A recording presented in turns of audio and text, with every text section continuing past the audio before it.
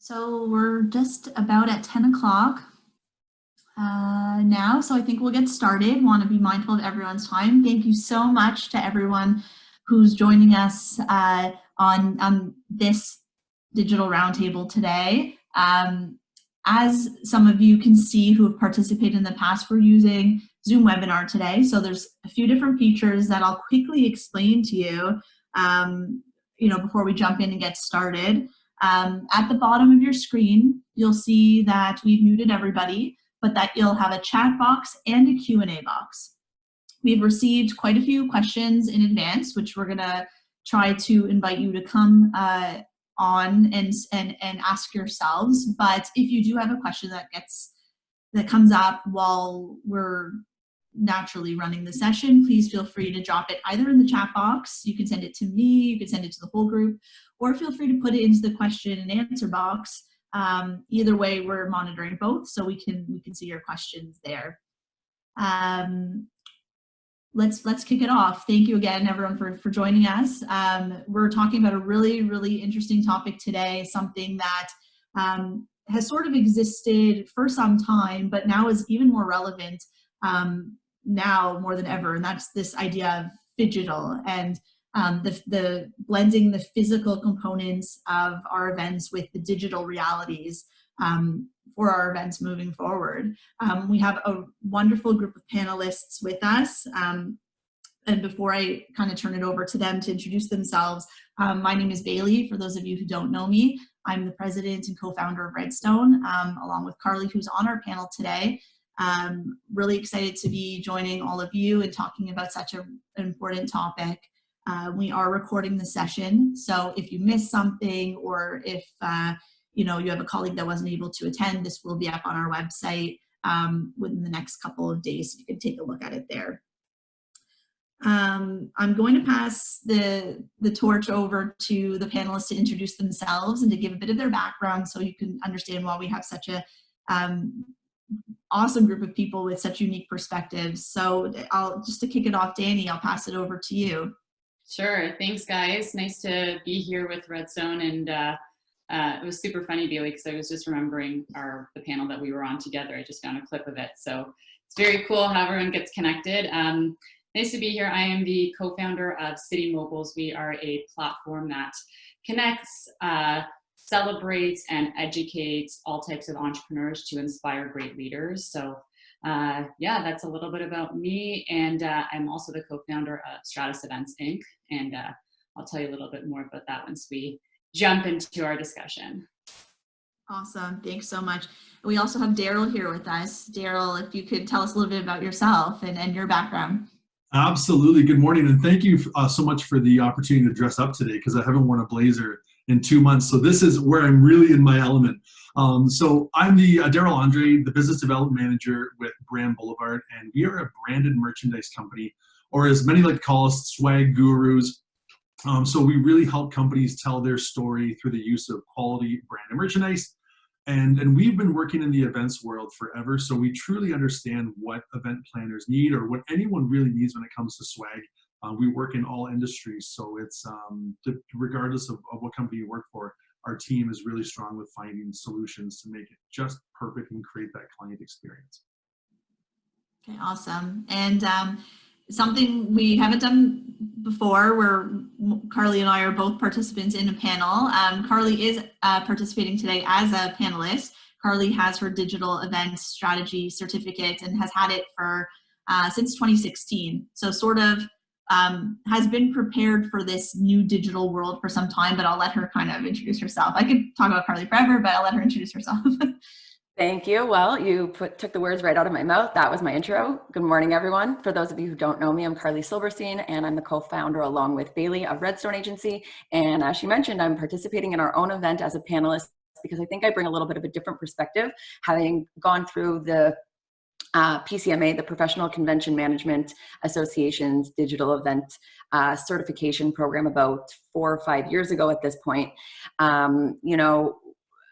People were doing digital events way back when. I think some people would claim that they were doing it a decade ago, but I think that COVID has really been a catalyst in this space. And so I know that our team at Redstone and I have certainly been leveraging this certificate or this designation to help some of our clients with their programming over the past couple of weeks. So that's why I'm on this panel. I think I bring a little bit of a different perspective, and I look forward to diving into the content with you this morning. Awesome. Thank you so much, everyone. In terms of what the process will be today, I have a few questions for the panelists just to kick off the discussion, to sort of frame a little bit more everybody's perspectives and I guess experiences with this topic.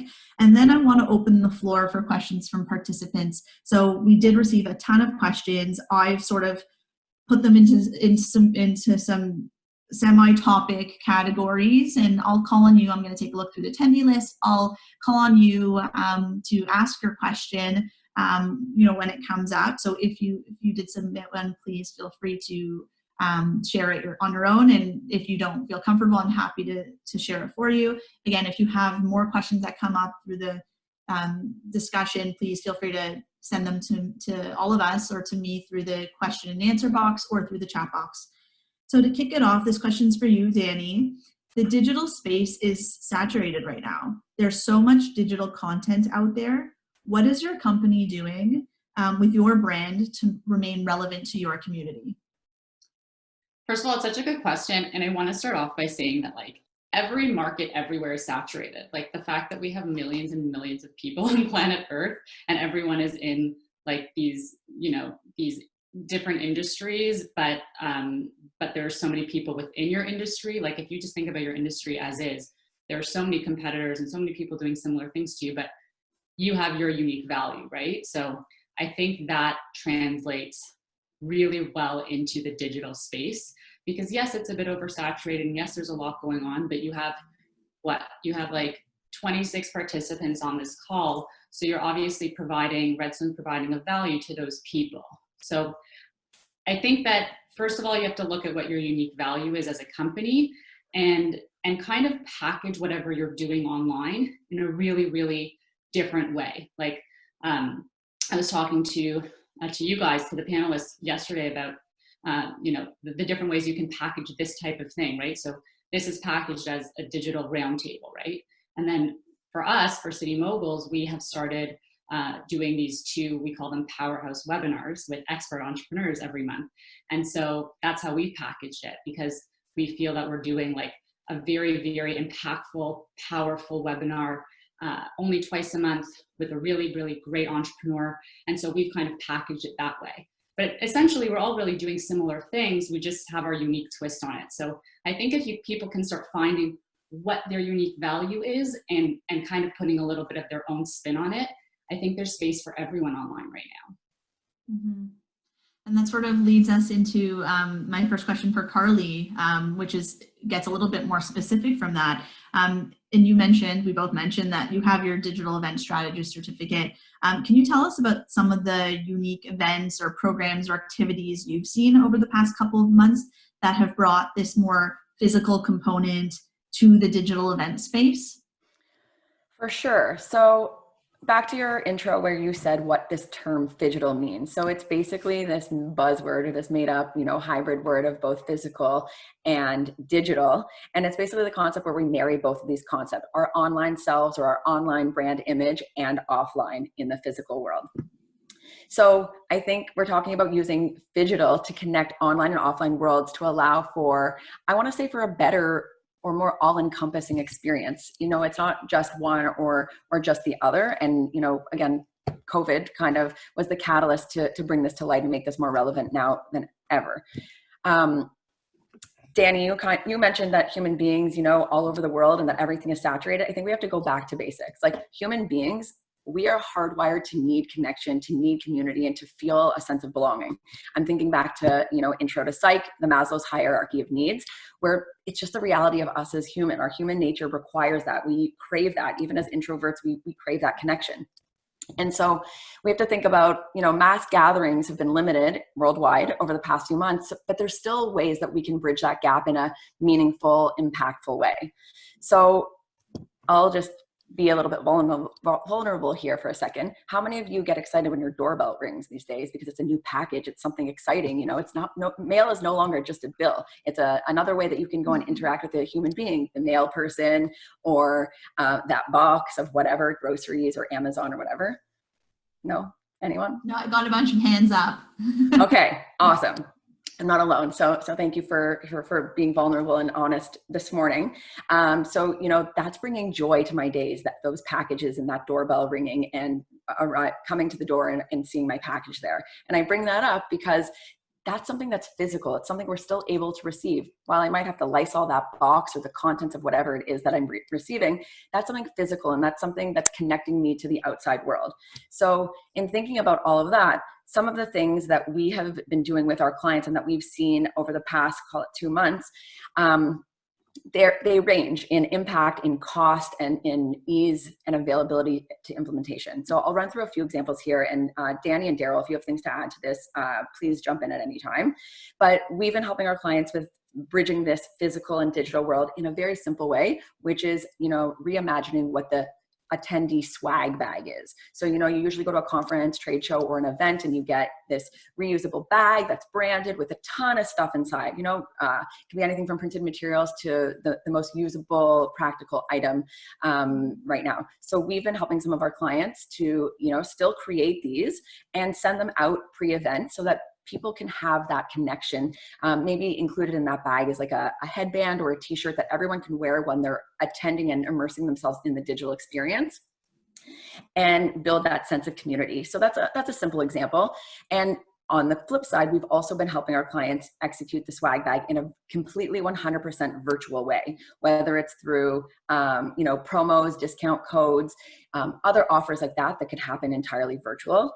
Again, you're thinking as event planners, if you're on here or if you're in charge of executing your events and you're on the line with us today, you know, there are costs involved with the production of that and the mailing and the mail out and all of the contents that go into that, but that's a simple example.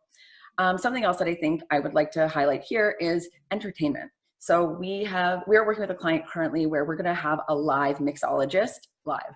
It will be someone who is live demoing, you know, the concoction of a cocktail online, whatever virtual platform we're using for an event. There'll be some background music to create that ambiance. But what we're going to do pre-event is send out mix kits to each of the participants so they can again be engaged in this immersive experience, and they could be watching the demo with their fellow attendees at the event while also using the ingredients in the mix kit items that we had sent to them pre-event. So that's something entertaining and unique to add to any event. And the last example I'll give here before I pass the proverbial virtual mic is working with our AV and production partners. I know today this is a simple production. We are using Zoom webinar. I'm at home in my home office using my laptop mic and camera, and there's no special effects or anything like that, but something physical that we've been doing to enhance the virtual production for some of our clients is working with our production partners to send out at-home studio kits. And so it's working with our suppliers to build this AV gear kit that can include, you know, some lighting, more high-end microphone, webcam, and things like that. And it's not to say that what you have at home or what your employer has provided to you in terms of hardware isn't good enough, but it's bridging that gap and making, you know, more of a production value and working with our suppliers to be able to send at-home kits and be able to really bring the show to life. It really depends again on your budget range, but it's something cool or something from live events that we've been able to modify and bring to digital events. I could go on forever. I'm clearly very excited and passionate about this topic, but I'll stop there and pass it back to Bailey. Awesome. And a lot of the examples, Carly, that you had were of this physical. I think when we all first heard this topic, we're like, how are we going to have anything physical? How do you have a physical component when you can't see each other and you can't be together with each other? And that's why we're lucky to have Daryl with us also today, because based on Carly's examples, the physical is now something that connects us, right? It's something that we can each receive in our homes, or something that, you know, kind of gets us out of our homes on our own in a legal and safe context. But, you know, we have Daryl here that can kind of share with us a little bit more insight into what that could look like. So Daryl, my question for you is, many might think that the need for event swag has significantly reduced. I know that's what I felt 2 months ago when this all started, but that hasn't been the case. In fact, your services has been key to keeping people physically connected. Can you tell us more about how you've been able to successfully do that? And again, some examples or things that you've done to keep people connected. Absolutely. So basically, we've seen both sides of this story. We know that the events world has taken just a beating. There's no question. And to Carly's point, talking about the basic need for connection. And when you can't do that, there's so many different ways to do that, because I had a call with a client just before this and talking about how we're both finding staring at a screen the whole time is very, very challenging. But what are we doing to kind of disconnect from that, but make it feel like you're part of something? So we'll call it a community. So I've seen both sides of the event thing. So we have some clients, and I'll speak specifically towards events, some clients that have completely stopped all swag spending due to budgets. The other reason they've stopped is because of logistics. So it's definitely hard, and it's definitely way more work to buy promo, package promo, ship it out. But with a company like us, we can actually do that and have those services pretty much streamlined. The other part is a lot of events have some sort of sponsorship aspect connected to it. So you have your suppliers, your sponsors, and they depend on live events to get in front of people. And a lot of sales and a lot of leads are generated from those live events, like your trade shows, your conferences, your breakout rooms, your networking rooms. So how do you connect that in a virtual world? So e-blasts are huge. Social media mentions are so important, but the ability to get something into someone's hands that's tangible and useful and connecting is paramount. And as Carly said too, like, people love swag. So there's a way to get it out there. It's so important. So on that point too, like, every time I hear my doorbell ring, I keep my office window open and I hear the truck come around. I'm like, oh, I know where he's stopping, my house. So it's just, it really is a highlight. So I'll tell you a quick story of kind of events that have become even more successful because of COVID. So we have a client that hosts an event annually for 150 people. It takes place in different cities each year across the country, and for obvious reasons, it's going to be held online. And since the registration, they've actually more than doubled their paid attendance to over 300 people. They sold sponsorship just like they would in a physical world, and each attendee is going to receive a kit, kind of like what Carly was talking about. So I always call it like the Fab Fit Fun kits, because there's always a selection of things. So in this kit, we'll have a moleskin journal, a coffee tumbler, a t-shirt, pen, and a postcard. But the coolest thing in it is a door hanger that says "Event in progress, do not disturb." So for people in their home offices, just like a hotel room, it says "Don't disturb." It's just a cute way to say, I'm part of this now. Leave me alone. So it's just such a really cool idea. We also had another client before COVID switched to virtual for a national sales conference. And it was a January kickoff event. Each sales rep got a really comfortable sweater, a hot chocolate pack, and a mug. So that, again, they had that connection, even though they're not together. At the end of the day, it's all about connection, and it's very difficult, but with creative and useful, like, branded merch, it can really bridge that, because at the end of the day, that's their physical part of the event, and that's the only physical part. That's awesome. Thank you so much, everyone. So we're going to jump into the next part of our session. I want to open the floor for questions from everyone here, for the panelists. I have a bunch that we've already received, and I will call on you. I had a really funny one from Todd, who's not on the line, to kick it off, and I guess I'll just kick it off for him. But Jessica, you're up next. Todd asked, what is the Phygital equivalent of a handshake? I thought that was sort of a cute way to open it up. And Carly, you want to take a stab at that one? Sure. So, I mean, we could do like an air fist pump, just to play some fun with that. But Todd, I think that's a really great question, and the answer is not as straightforward. So I think a part has to do with what platform are you using. So in our research of the tremendous number of platforms that exist today, some of them have more robust features than others. So one that I'm thinking of, the equivalent to a handshake would be doing chat roulette style networking, which is one-on-one networking with attendees. and meeting face-to-face via video chat. I think that's one, and so that has to do with the technology side of it. But I think more generally in the environment that we're currently operating in, it's the ability to have access to a larger number of people in a more intimate one-on-one setting. So you go to a trade show or a conference, there could be 5,000 people, there could be 150 people. And in my opinion, you don't ever actually get to meet all 150 people, even if it's a 3-4 multi-day conference.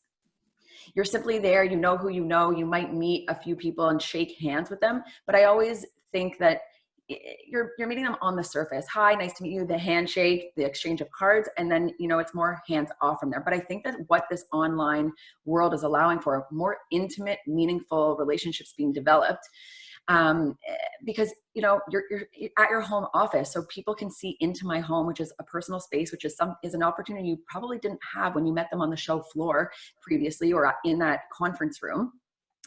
And you're meeting one-on-one. So Danny, I think you have another event this afternoon with Michelle Romanow, and I'm not entirely sure of the format, but, you know, I think your attendees for that event are coming face-to-face, maybe in a one-on-one setting where they can actually speak to Michelle, who is a world-renowned entrepreneur, and to have that access to her. I mean, I've seen her in a keynote setting at Metro Toronto Convention Center, and there were 2,000 other people there. And so, yeah, I felt special. I paid for that ticket and I got to see her speak, but she wasn't just speaking to me. Where on a virtual setting, you can have that one-on-one, whether it's in the chat box, video talk. So I think that, you know, the handshake at once was great, but I do think that there are some opportunities to be leveraged in a virtual environment. Yeah, and just to like go off that, Carly, too, like even just with this webinar we're doing with Michelle later, like she gets to basically come into everyone's home now, right? Like she's in your home and you get to interact with her. And then all of our webinars at the last 15 minutes, we do a round of speed networking. So we put everyone into one-on-one or two-on-one like rooms and breakout rooms. So you could get into a room with Michelle or get into a room with one of these people and just like say hello and have that one-on-one connection that you never had previously at these events. So I think it has opened up a lot of that connection with people that you would normally not be able to connect with at large events. Agreed. Absolutely. Okay, I'm gonna ask Jessica's question for her because it was actually asked by a few people. So a lot of our participants were having trouble visualizing what a hybrid event could look like right now. Is it like, what are people seeing online versus are some people experiencing something at an event? I think this maybe was more around when things started to open up and we saw maybe smaller groups of people. How could this Phygital concept be used if we kind of move in that direction where we can have smaller groups and not everyone can necessarily participate in the same way? I hope I asked the question right, Jessica. But I don't know, maybe Daryl, maybe you can kick us off. Absolutely, Bailey. That's a great question, and thanks for asking that, Jessica. What it's going to come down to is in a weird way, when people are registering for an event, it's going to say, are you coming or are you going to join digitally? And then it's, again, going back to that previous question is, do you get your kit there or in person? So the other question is, you look at, we've been doing hybrid events forever. For example, look at TED Talks. A classic case of there's people there and people watching online. Also, churches have been doing this forever for people that are shut in, they can't come to church. So it really comes down to how you're connecting with your audience. And for example, like I know my church, they'll say to everyone at home, what are you doing? Or look around and find something to be thankful for. So it's really one of those things is how are you integrating the people that aren't physically there into those communications? And is there social media walls? Like there are so many different things that you can do to connect on that. And also like, I feel like, oh, sorry, Carly, were you gonna go? Go ahead.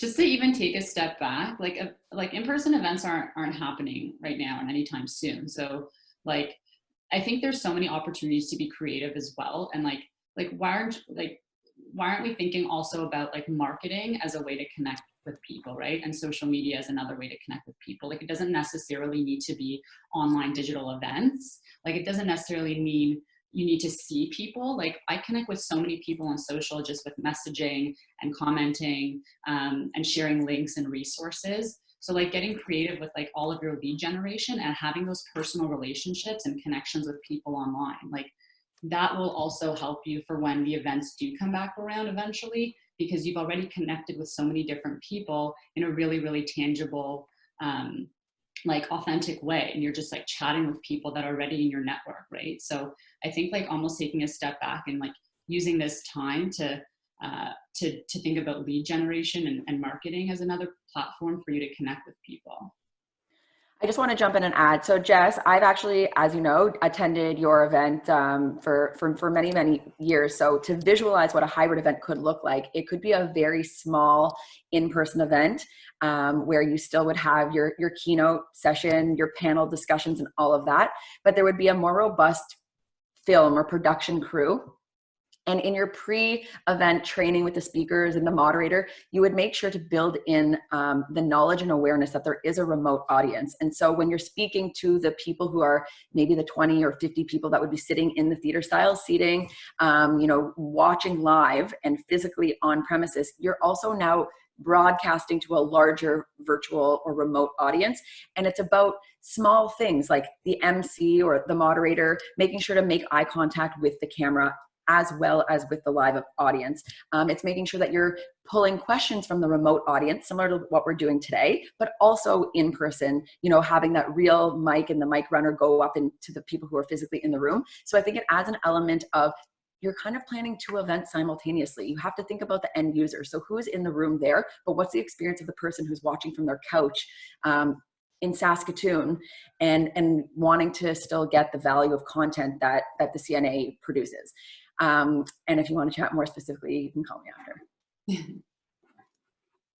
Awesome. Thank you so much. I see Tennille is with us, and I was hoping Tennille could perhaps ask her question on the on breakout rooms and more traditional breakout rooms. Tennille, if you want to go off mute.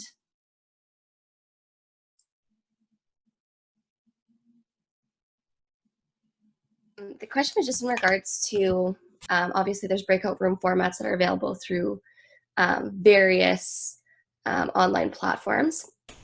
But how is that really going to change kind of the one-on-one experience that develops and kind of that face-to-face in regards to breakout rooms? And if you guys have seen any innovation in regards to something different than just the traditional Zoom breakouts? Yeah, that's a great question. I'm gonna quickly, if I can, just jump in, but I don't want to hog. So Danny, I think I heard you pipe up, but I quickly want to address that. So it's a great point because breakout rooms are typically smaller format, more intimate, workshop style. There's a facilitator, not necessarily a speaker who's walking the smaller group through a worksheet, an activity, a brainstorm, or whatever. And so I think that we need to think about, again, that end user. Are we going to be able to have that experience translate from what's going on in that room, broadcast to a remote audience? I don't know.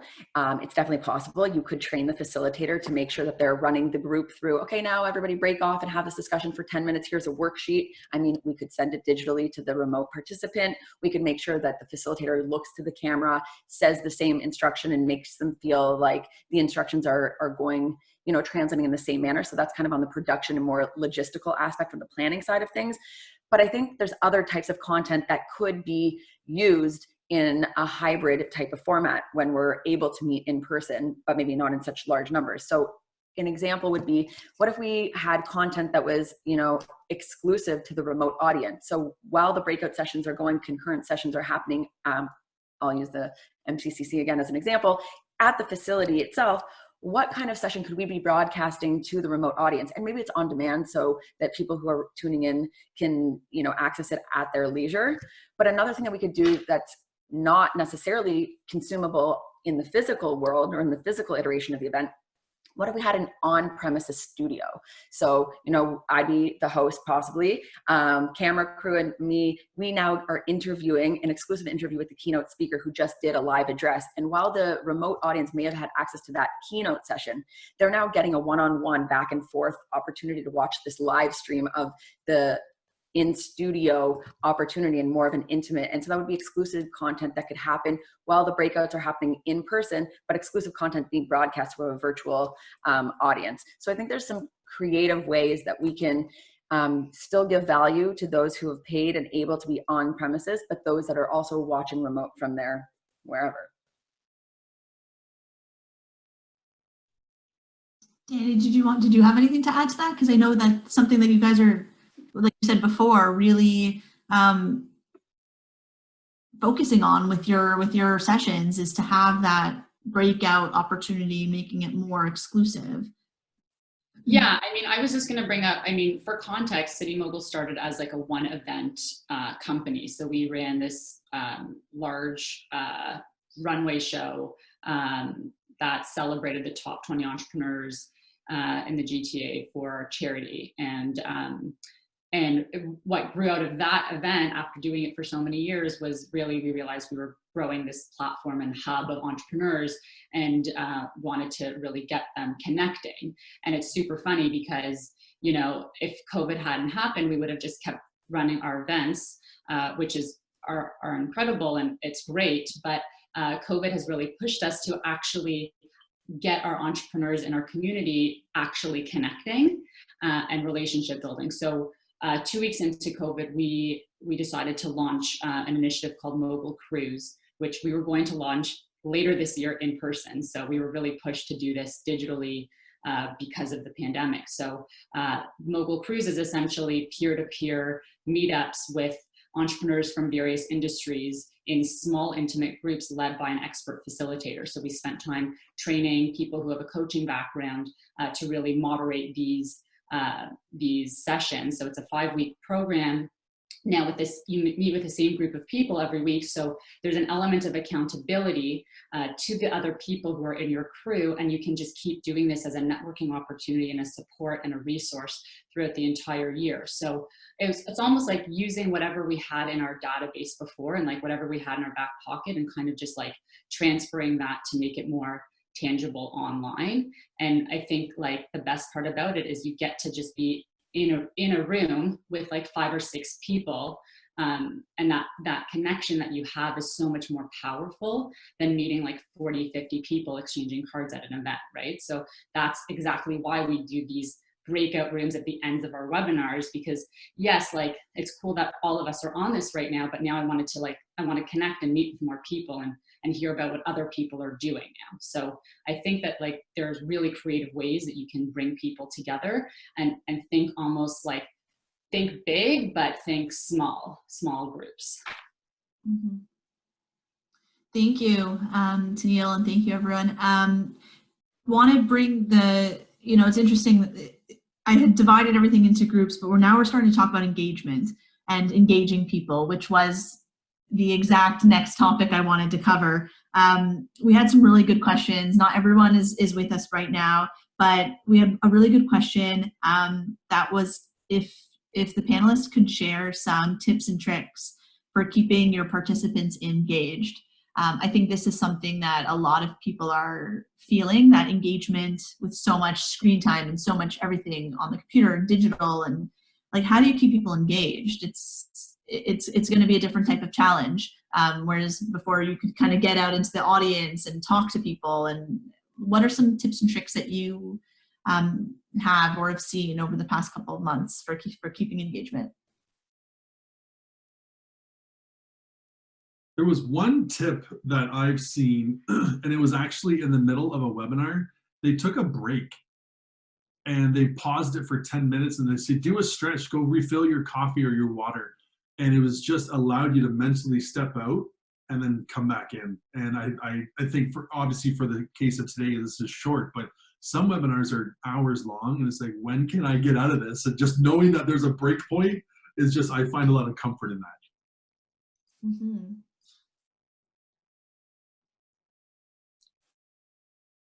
One tip I saw, and it sort of kind of plays into what Daryl was talking about before. I know with some of the activities that the events we've done as a family here at home, having those kits, having, not just like a baking class or a cooking class, but having the kit of the materials delivered to you, it kind of gets you more excited to participate and be more engaged in the topic because you have exactly what you need to be successful in whatever it is you're doing. So I think like, even if you were to do a breakout session or some sort of one-on-one networking, if there was something you could deliver to the attendees or to the participants, whether they're doing some sort of, I know this is cheesy, but like a bingo, like a networking bingo, but something where they have it in their hands and can participate more easily, engagement will go up. That's just something I've seen over the past couple months. Yeah, I think something that we're even doing today is that we're procuring questions in advance so that we make sure that we're gearing the content, despite the fact that we went live with a topic and a session description of what we intended to cover. We modified that based on the questions that we were getting through the registration process, so that those that tuned in live or watching the pre-recorded digital roundtable from today, you're getting what you wanted. So I think that engagement is heightened when you're delivering on the actual needs of your audience. And so that's something very simple. You procure the questions through the registration process. I also would say even a simple tool, and it goes back to very much basics. Every platform, I think, in the space right now allows for Q&A. So whether it's through the chat box or the Q&A function, we're procuring questions live today from the audience. So again, we're gearing the content to what they want to hear. As we are speaking, new ideas are coming to their mind, and we're giving them the opportunity to come on camera if they're comfortable and engage with us and engage with their fellow attendees, while also getting us to answer questions that are important to them, their business, and their role. And I think that that's a very basic one. No financial investment. It's just a little bit of thought and planning at the front end, and how you execute upon it. Yeah, I love both of those answers. Like Daryl and Carly, like you just both nailed it and came from such different places. And like with that said, like looking at things from like a marketing lens, like people right now are so hungry for great content. Like I love reading. Like I love going to read an article about like a great entrepreneur who started a company and like hearing about their story. Like that's stuff that I love to read. So I'm drawn to people who are putting out that content. And if you're not, as a company, putting out any content or resharing anything that is interesting to you, you're not really engaging your audience, right? So there's so many things that you can do. Like I love the analogy of just like throwing spaghetti at the wall and seeing what sticks. So like, looking at all the possible avenues you can go down. Like, do you want to write a blog post? Do you want to share blogs? Do you want to start a newsletter? Do you want to start collecting emails for that newsletter and grow a database? Do you want to like up all of your social media platforms? Do you want to focus on LinkedIn? Do you want to focus on Instagram? Do you want to focus on Facebook? Are you in a bunch of Facebook groups? Are you engaging with people on there? Are you in LinkedIn groups and engaging with people? Like, there's so many different like avenues you can go and try and see what you like as a company or as a person in a company, and really engage with people on so many different levels. So I think that like from a marketing lens, like that's a great way to think about how to keep people engaged and also engage new people. Like you have access now with my computer, I have access to so many different people. So I can like throw out a piece of content now that maybe has, obviously my platform is geared towards entrepreneurs, but maybe I'm just doing, I'm resharing something that Daryl posted about products, and I'm getting people thinking about now switching to products or adding a product to their line. And I think that is so valuable, and people are hungry for that. So try a few things out, see what works, see what kind of engagement you're getting. This will all help you grow your network and your database and your leads right now. Absolutely. I'm going to invite Leanne Feeney to ask her question. Leanne had a question around networking. And Leanne, if you wanted to, I'll unmute you, if you wanted to ask your question. Sure. I actually can't remember exactly what the question was, but I believe that it was around how can you network while you're doing digital events? So for example, I work at Algonquin College and the co-op department, and we have networking events where we invite our employers and our students, and we do kind of a trade show round networking. I know that you could do breakout sessions, but if you have any other kind of tips for how you can properly network with people that you've never met before, that'd be great. Absolutely, and that's an awesome question. And it's such a hard one because at the end of the day, like you're kind of stuck in front of your screen, which is challenging. But one of the things that we've seen one of our clients do is they set up, and again, it's on Zoom or whatever platform you have, but they set up like the wine cellar where people grab their glass of wine and then they walk into this wine room, and then the moderator can pose questions. And a lot of times it's again a social break. It doesn't always have to be like oh, what did you take from the conference? But it's like, what are you drinking these days? Or have the music room, or have just different rooms that can kind of take people away from what they're doing and have a conversation. Because when you're going to a lot of networking events, it's not always just, oh, what do you do for a living? Let's talk product. You talk about, oh, you grew up in Kingston. That's amazing. Like, it's all about, again, that social, but it's like, how do you set the stage for that? So I live in Niagara, St. Catharines, and I'm a huge wine fan. So right there, I'm going to the wine room. So there's so many different avenues, or I have different, depends on your association, or depends on what you're in. For Leanne, for you, you can have the gym, you can have the classroom, the staff room, like you can just have a variety of different ways to engage. I'll just jump in and add to that also.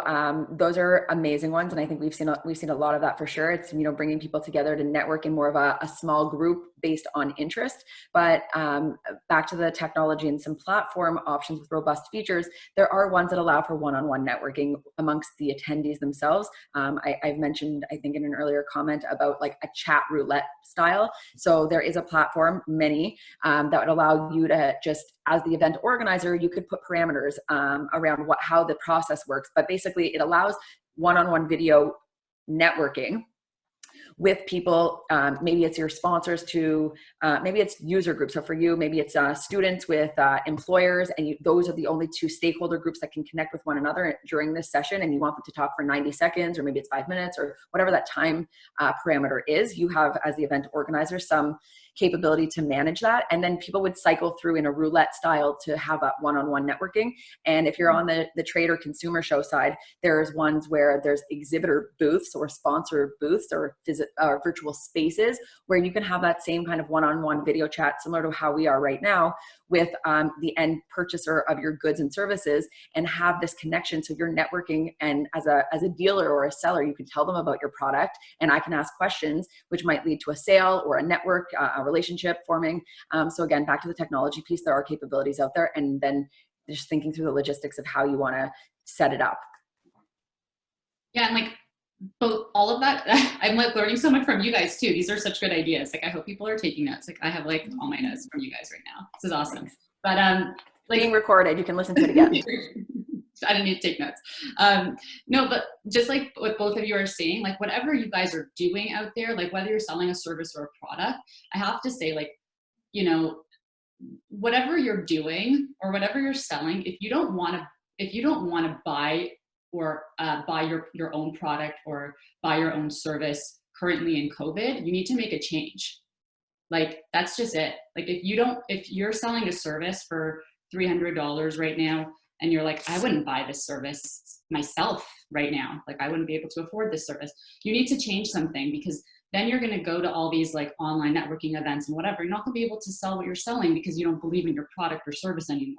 So I think it's also a great time to get creative and think about what else you can do as like an offer value, so that when you get to, you know, the online chat, or you get to the peer-to-peer meetup, or any of these events that are either you're going to attend digitally or eventually in person in small groups, like you're going to have to want to be able to sell what you're selling. So I think this is a great time to go back to the drawing board and say, okay, what would I want during COVID? And do I want my product and service right now? Absolutely. And just to quickly add on before we move on to the next question, if you're looking for a more traditional, like the old way now of doing networking, there are platforms out there. I know Carly did a demo for me a couple weeks ago. It was so interesting. All the attendees came into a room, and there were tables, and there was people, like real people sitting at tables, and we could select which table we wanted to sit at. And then once you walked over to the table, you went to a separate chat. So, you know, going back to Leanne's original question, if, you know, for recruiting, when you're recruiting students specifically, or even, I guess, employees, you want to have that one-on-one time to see them interact in groups, but then also to be able to ask them questions. A platform like that could work very well, where you can't go to a dinner, you can't necessarily have a cocktail event, but you could have these tables, these digital tables that exist, and you can place your recruiters at each table and have, the students come in and sit at different tables and participate in different discussions, just like you're at a meal. Maybe they bring their meal to the event and they're sitting there with their meal while they're at these digital tables. So there's so much out there. I think as this becomes, everyone gets more comfortable with this reality, those will start to become more, you'll see them more. They'll be out there, you'll see promotions for them, you'll see people talking about it. So there's a lot of really cool stuff out there. Chantal had a really good question before we kind of jump into the next topic. Chantal, I just took you off, I just kind of put you into the speaking group. If you want to ask your question, I thought it was a really good one. That's great, thank you. Oh, sorry, hold on one second. That was me. No. It's not a real digital event unless there's a technical difficulty. No, I think I was only able to permit one person in. I'm not sure. She's back. Perfect, can you hear me now? Yeah. Yes. Great. So thank you for hosting this today. So I work for Niagara Falls Tourism. So as the GMO, our events are quite large. So we're looking at, tens of thousands of people down in the park. And as we look at Canada Day and New Year's Eve, what does that start to look like in a post-COVID world? And how do we potentially take that digital? So, doing a lot of research right now on how we make that happen, and just looking for any insight if you run any larger digital events of that sort with the potential for people from around the world to attend. I think that's a great one. I don't know if anyone else wanted to jump in. I'll take a stab at that. I mean, those are challenging ones because of the large number, and I think that we're going to see some kind of iteration back to normal in smaller groups. So for the ones that are in the thousands, I think it will be some time until we see that. Again, I don't have a crystal ball, so please take what I'm saying with a grain of salt, because this is just my personal opinion based on what I'm hearing and reading and seeing. But I think it goes back to some of the things that we've said earlier, Chantal, like you're not going to be able to have 5,000 people in the park to celebrate Canada Day. And that's very unfortunate, but we have to work with it and do other things. So I think in many communities, we've seen that at 7 o'clock, people go outside on their front porch and they clap and they give recognition as a community to all the frontline workers. And I think that that's something, again, you're socially distanced, you're abiding by all the protocols worldwide, you're staying on your front porch, but you're still doing something as a community. And so I think that that's something that you can take forward as we approach July 1st here in Canada, and we're celebrating Canada Day. So I'm not sure your lead gen list and how much of people's home addresses you have, but if you wanted to do a campaign where you're sending out a maple leaf or maple syrup to those people who don't necessarily live in Canada, but you want to give a little bit of that Niagara Falls or that Canadian flavor, you could do, again, another mail out, or maybe it's a Canadian flag, and then you ask that everybody takes an action. Maybe they're on Zoom or they're some other platform virtually at whatever time in their time zone makes sense, and they're all waving this Canadian flag, and then you can film that and use that to spread the message more widely on social and other platforms. And you're curating your content in the masses, in the hundreds of thousands, if it gets up to that number, on a screen, but then you can use that to push it out. So there's a number of different things. You could send sparklers, and then people can go outside, take a selfie video.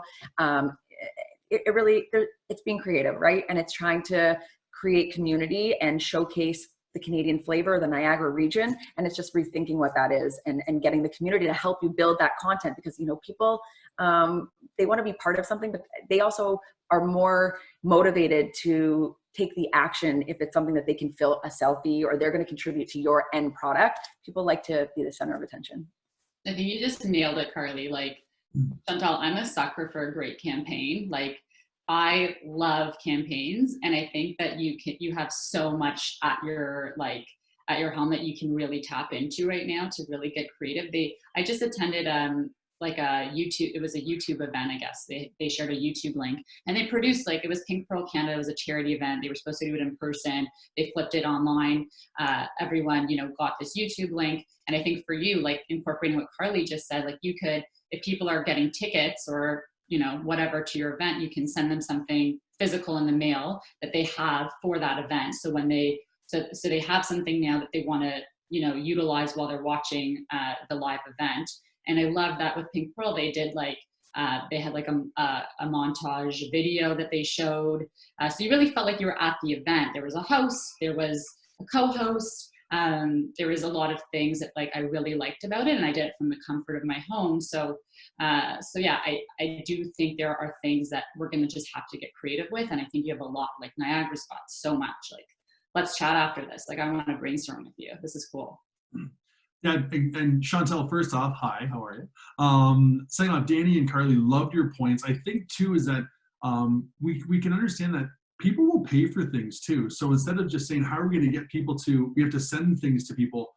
There's so many times if you want to do as a DMO, wanted to, hey guys, buy a Niagara Falls flag or buy a Canadian flag, and some proceeds go here, some go there. People will spend money. And then again, they'll post on their social medias and then have some sort of obviously online thing. Having been to a ton of Niagara events, especially down by the water, there's nothing like being there and having those New Year's parties in Canada. It truly is magical. So again, it just comes down to how do you connect that as much as possible. I know the sports teams are doing just like empty stadiums. So how can you do something similar to that from the Falls as well? Yeah, very great answers, everyone. I just thought I'd add a few things that I've actually seen work really well in my community, and maybe we can add some ideas, Chantel, for you and others on the call. That idea of the parades or like a band or something, like being in the community on a float or driving by and still bringing whatever that in-person big group experience was, but to each person's home almost. So like I've seen so many parades and bands and music driving by my home over the past couple of months that I know it cheers all of us up. Something really cool Carly and I saw that we were talking about earlier in the week was there was a scavenger hunt that was organized through New York City. Different participants had to take pictures with they were given riddles and clues, and they got to get out of their homes, move around the city in the good weather and take photos, and I think they were win prizes for it. But again, it's instead of an event being, you know, behind four walls, it's out where you can sort of be with more people, or I guess safer, where, you know, you're outside and on your own or with your family. Another thing, like Canada Day firework displays, I've done some research. It was something I was trying to do for my son's birthday.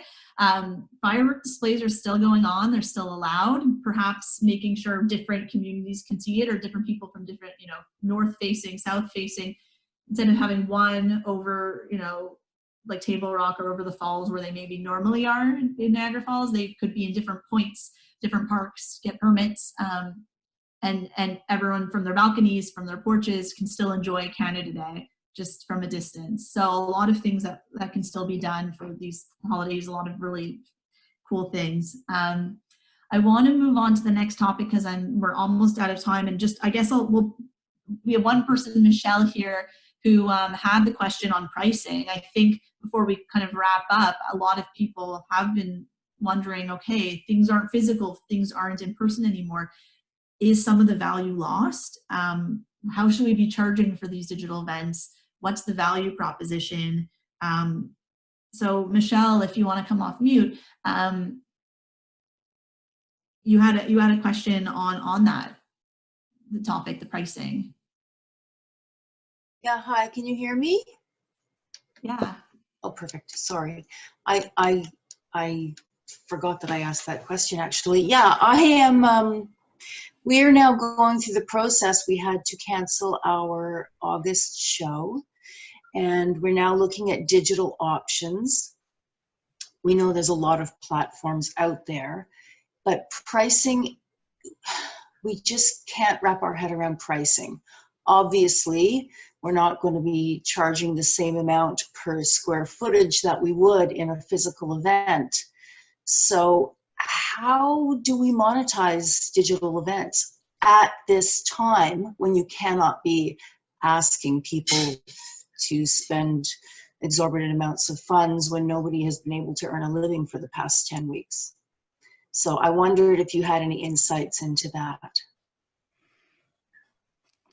Yeah, it's a great question, Michelle. And I think that people are struggling with this a lot because, you know, oh, I feel bad charging. But I need to make ends meet. I need to put food on the table. Like I have something to offer, but I feel bad. I don't want to charge. And I think that the mentality should be, if you're offering something of incredible value, you charge for your services. And I don't think that you need to be overcharging right now. Like our webinars are so tangible; they're $10 and $15. That's something that we wouldn't ever have done that before. But now we want to give people access to these incredible entrepreneurs, right? And that was just trial and error, just kind of seeing if people would pay. I didn't even think people would pay for that. And people are so interested because they recognize the value of what they're getting. So I think that's the first thing. And then the second thing is just like trial and error, like put up something that you're charging X amount and see what kind of bites you get. Maybe it's not priced properly, or maybe it is. And you'd be surprised at how many people are spending money right now on the right things. Obviously, people are not spending as much as they were spending. They're still spending. So I think that you should always be charging for something that you are offering of incredible value. Thank you. Michelle, I want to hit a point on that as well. Just sure. I kind of look at the events world, be it live or virtual, as kind of like going to a restaurant versus getting takeout and taking it home. At the end of the day, it's the same product, same finished piece, but people don't go to restaurants so they can just eat at home. They want to be out. They want to be engaged. But a lot of times it's the same price. So if you're getting I love nachos. If you're getting nachos from your favorite restaurant in store or at home, it's still the same price. But I think the costs are so different too. So we've seen a lot of our event clients changing their pricing structure because they're not paying for the facilities. And I love live events more than anything. But I think at this time, there's going to be that, I hate the word pivot, but there's going to be that change to make that happen. So people are willing to spend money. But again, just like what Danny said earlier, like if you can't say, would I buy that myself? How can you get someone to buy it? So it's just making sure you really prop up that value proposition and say, this is why you need to be here, X, Y, Z, and just get it done. Yeah, I want to jump. I appreciate. Go ahead. So can I just follow up with one thing? Yeah.